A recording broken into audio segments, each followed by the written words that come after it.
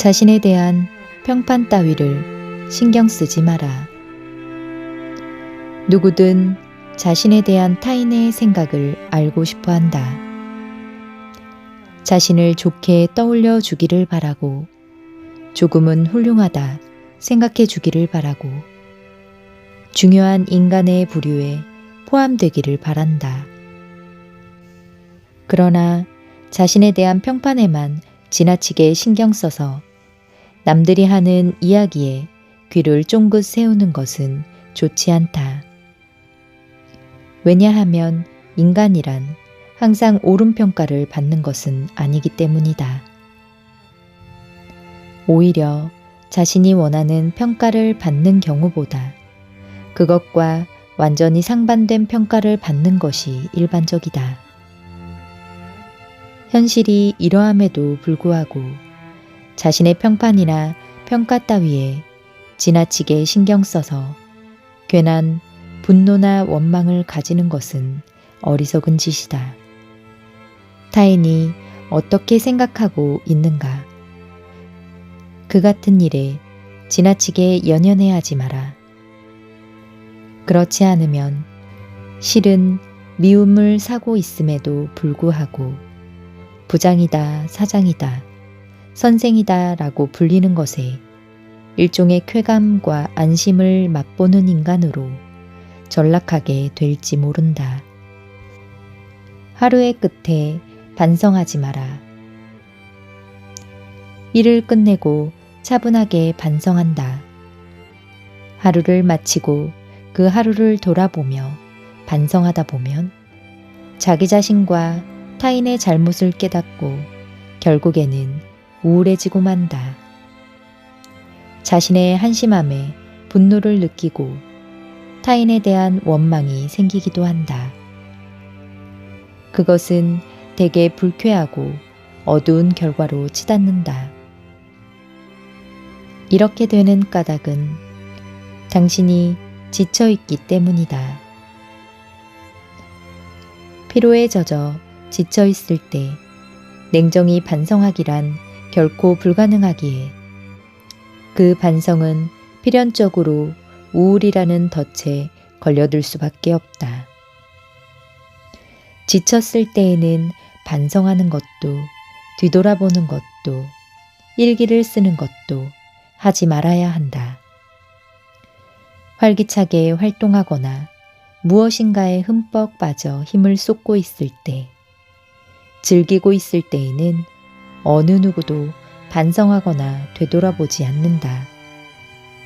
그렇기에 스스로가 한심하게 여겨지고 사람에 대한 증오심이 느껴질 때에는 자신이 지쳐있다는 신호라 여기고 그저 충분한 휴식을 취하라.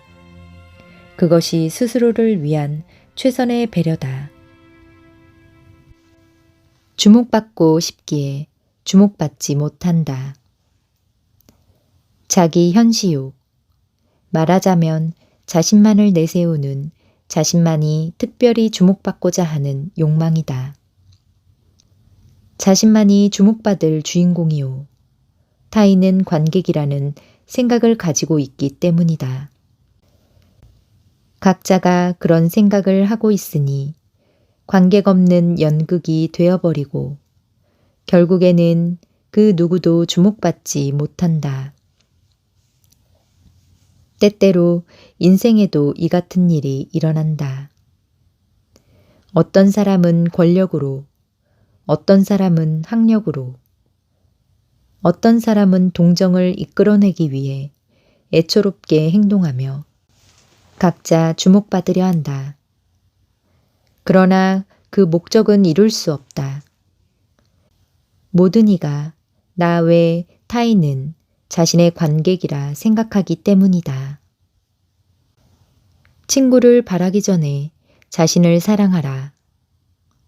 가능한 한 많은 친구를 원하고 만나는 사람마다 모두 친구라 생각하고 늘 어떤 친구와 함께 있지 않으면 마음이 차분해지지 않는 것은 당신이 위태로운 상태에 있다는 증거다. 진정한 자신을 찾기 위해서 누군가를 바란다. 자신을 상대해줄 친구를 절실히 바란다. 막연한 안도감을 찾아 누군가에게 의지한다. 왜 그런 것일까? 고독하기 때문이다. 왜 고독한 것일까? 자신을 제대로 사랑하지 못하기 때문이다. 순간적인 친구를 아무리 많이 그리고 폭넓게 가졌다고 해도 고독의 상처는 치유되지 않고 자신을 사랑할 수도 없다. 그것은 단지 눈 가리고 아웅하는 꼴에 지나지 않는다. 자신을 진정으로 사랑하기 위해서는 먼저 자신의 힘만으로 무언가에 온 노력을 쏟아야 한다. 자신의 다리로 높은 곳을 향해 걷지 않으면 안 된다. 그것에는 분명 고통이 따른다. 그러나 그것은 마음의 근육을 단련시키는 고통이다. 타인을 향한 비난은 자신을 드러낸다. 누군가를 책망하는 사람, 누군가가 나쁘다며 강하게 주장하는 사람이 있다. 그러나 그들은 그 고발을 함으로써 스스로의 성격을 무심결에 드러내는 경우가 많다. 제3자가 보면 추잡할 정도로 거센 비난에 나선 사람이 오히려 나쁜 쪽이 아닐까 하는 생각이 들 정도로 비열한 생각을 드러낸다. 그렇기에 지나칠 정도로 심하게 남을 비난하는 사람일수록 주위 사람들로부터 미움을 받는다. 둔감함이 필요하다. 늘 민감하고 날카로울 필요는 없다. 특히 사람과의 교제에서는 상대의 어떤 행위나 사고의 동기를 이미 파악했을지라도 모르는 척 행동하는 일종의 거짓 둔감이 필요하다. 말은 가능한 한 호의적으로 해석해야 하며 상대를 소중한 사람인 양 대하되 결코 이쪽이 일방적으로 배려하는 것처럼 보이지 않아야 한다. 마치 상대보다 둔한 감각을 가진 듯이 이것이 사교의 요령이며 사람에 대한 위로이기도 하다. 모든 사람들로부터 사랑받지 않아도 된다. 자신에 대하여 생리적 혐오를 가진 상대에게 아무리 정중하게 대해도 그 자리에서 자신에 대한 생각이 달라지지는 않는다. 결국에는 도리어 무례한 놈이라 여겨질 뿐이다. 반드시 모든 이로부터 사랑받아야 한다고 생각하지 말라. 이러한 때에는 무리하게 애쓰지 않고 평소의 자세로 담담히 지내는 것이 최선이다. 카리스마의 기술.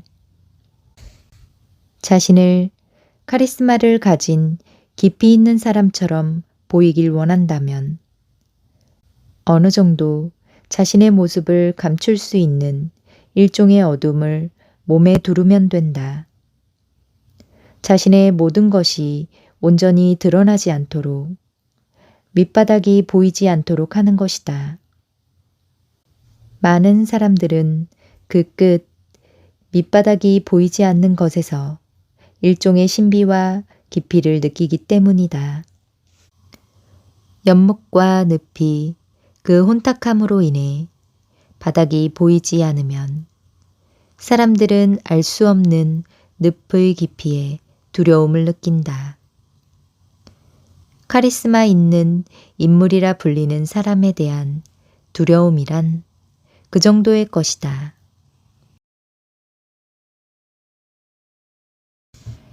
타인에 대하여 이것저것 생각하지 마라. 타인을 이렇다 저렇다 판단하지 말 것.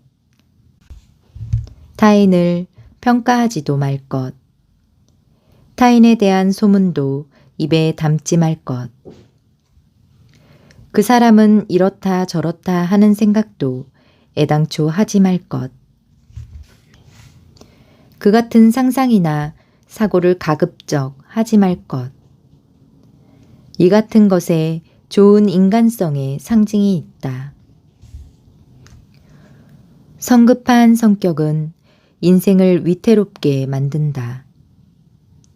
서로 사랑할 때에도, 서로 싸울 때에도, 또한 서로 존경할 때에도 언제나 두 사람 중 한쪽만이 고뇌하는 역할을 도맡는다.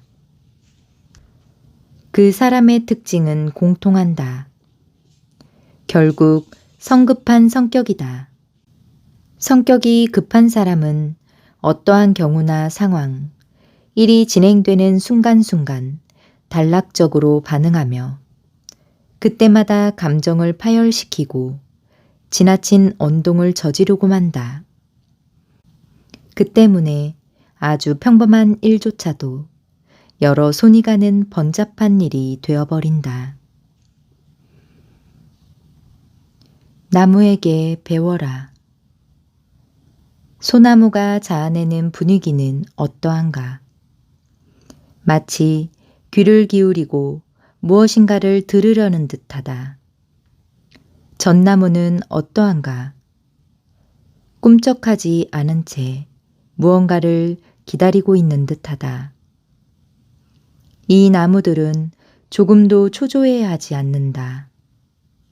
당황하지 않고 조바심 내지 않으며 아우성치지 않고 고요함 속에서 가만히 인내할 뿐이다. 우리도 소나무와 전나무의 태도를 배울 필요가 있다.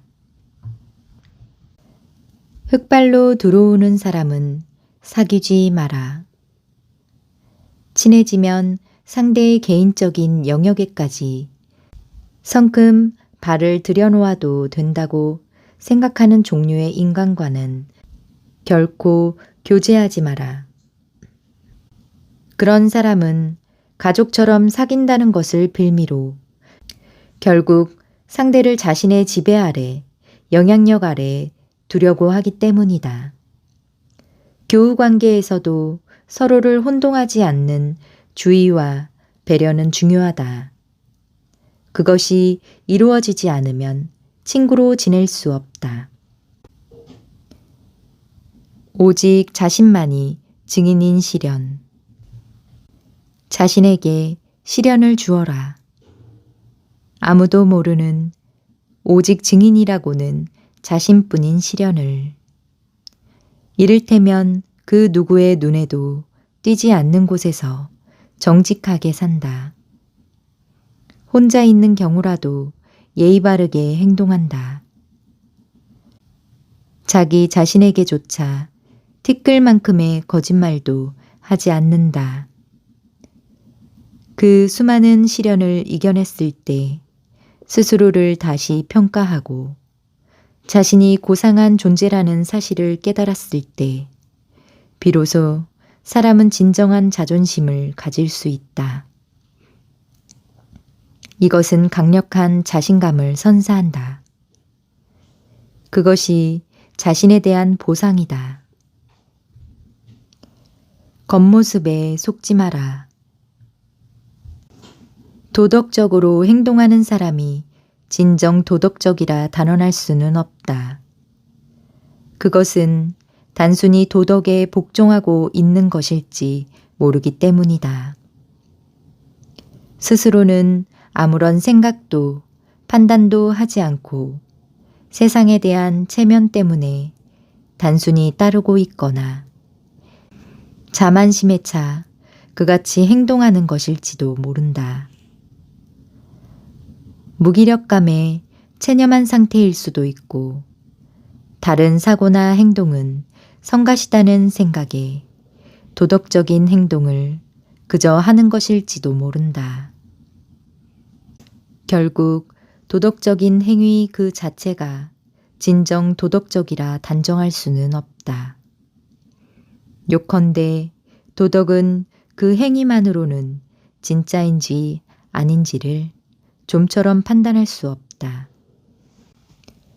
독일의 철학자 니체는 1844년 프로이센 왕국 작센에서 목사의 아들로 태어났고 대학 시절 바그너와 쇼펜하우어에게 매료되어 고전 문헌학 교수가 됩니다. 1872년 처녀작 비극의 탄생을 시작으로 차라토스트라는 이렇게 말했다와 인간적인, 너무나 인간적인 등을 펴냈고 20세기가 밝아오기 전에 세상을 떠났습니다. 니힐리즘이라는 용어는 허무주의로 번역이 되는데 니체는 니힐리즘 철학자가 아니었다고 합니다. 오히려 우리 현대사회에 만연해 있는 절대적 가치라 여기는 돈과 이윤을 추구하며 불안해하는 세상에서 도덕과 절대적 진리는 오직 삶의 철학 속에서 얻을 수 있다고 보았습니다. 요즘 살다 보면 그날그날을 먹고 살아가기만도 바빠서 도덕이나 철학 같은 것은 잘 들어오지 않을 수 있습니다. 하지만 우리에게 진짜 필요한 것은 어쩌면 오늘 하루 먹을 빵과 양식이 아니라 살아가는 이유와 통찰을 알게 하는 철학이 진실로 필요함을 느끼게 해주는 니체의 말이었다고 생각합니다.